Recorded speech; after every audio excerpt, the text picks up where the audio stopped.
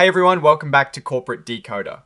Today we are diving into a filing that deals with a hefty sum of money and a bit of a financial makeover. Stick around because we might uncover who is getting a bit more breathing room and who is tweaking the rulebook to their advantage. Before we dive in, if you love getting the clear story behind the complex corporate world, make sure you are subscribed, and if you want to connect with other finance enthusiasts and get even more exclusive content, join our Discord community in the description below. Alright, let's get straight into it. We're looking at an update from FirstEnergy Transmission LLC, often just called the company. They've just filed a Form 8K, which is like a quick bulletin for big news. So, what is the big news? The company has made a significant amendment to its massive $1 billion credit agreement. Think of a credit agreement like a giant loan contract. This amendment, effective the 27th of October 2025, brings some pretty interesting changes. First off, they've removed a 10 basis point credit spread adjustment from their interest rate calculation. Now, what does that mean in plain English? A basis point is basically 100%. So 10 basis points is just a tiny fraction of a percent. Removing this means their interest payments on this loan just got a little bit cheaper. Over $1 billion, even a small percentage can add up to substantial savings. Next, they've also made it easier to manage interest periods for certain types of advances, specifically those tied to SOFR, which is a benchmark interest rate. They can now have a 1-week interest period. This gives them more flexibility in how they manage their short-term borrowing costs, letting them react faster to market rate changes without being locked into longer periods. But perhaps the most impactful change here is the maturity date extension. This loan, which was originally set to be paid back by the 20th of October 2029, has now been pushed out by a full year to the 20th of October 2030. For a company with such a large credit facility, this is huge. It essentially means they have an extra year to repay this debt, giving them more financial breathing room and time to potentially refinance or manage their various financial obligations.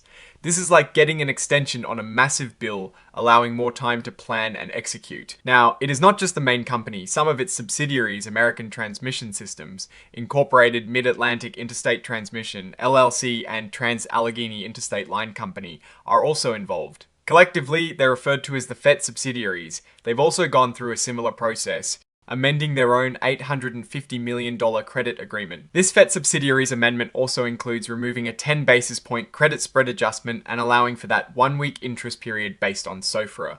These changes echo what the parent company did, suggesting a consistent strategy across their borrowing structures to improve terms and manage costs. And just like the main company, the maturity date for the FET subsidiaries credit agreement has also been extended. It was due in October 2028, and now it is extended to October 2029.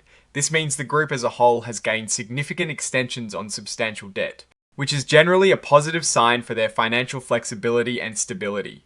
It is like getting 2 big reprieves on debt payments, allowing for more strategic financial maneuvering. These documents show a company actively managing its debt structure. The fact that they're extending maturity dates and slightly reducing interest rate components indicates they are likely seeking to improve their cash flow and reduce immediate financial pressure. It's a strategic move that can free up capital for investment or weathering economic uncertainties. Looking at this overall, FirstEnergy Transmission LLC and its subsidiaries are making smart moves to shore up their financial footing. Extending debt maturities is a classic strategy to buy time and improve liquidity. The reduction in interest rate adjustments, while seemingly small, translates into real savings on their massive borrowings. This suggests a proactive approach to financial management. The main strength here is definitely their ability to negotiate better terms on large credit facilities. This shows they are perceived as a stable borrower by the financial institutions. A key risk, however, always surrounds the broader energy transmission market. Regulatory changes, operational challenges, or unexpected market downturns could still impact their ability to service this debt, even with the extended timelines. But for now, these amendments signal a commitment to optimizing their financial structure. The conclusion is that both the parent company and its key subsidiaries have successfully renegotiated favorable terms on significant loans. This provides them with more financial flexibility and potentially lower interest expenses heading into the future. It is a strategic move that prioritizes stability and operational freedom. Alright, that is our breakdown of this FirstEnergy transmission filing. What is your take on these financial maneuvers? Do you think these extensions are a smart move or a sign of underlying pressure? Drop your thoughts in the comments below. If this deep dive into corporate finance was helpful, please hit that like button and subscribe for more. And remember, our Discord community is always buzzing with great conversations, so join us there too, link in the description. Thanks for watching, see you next time.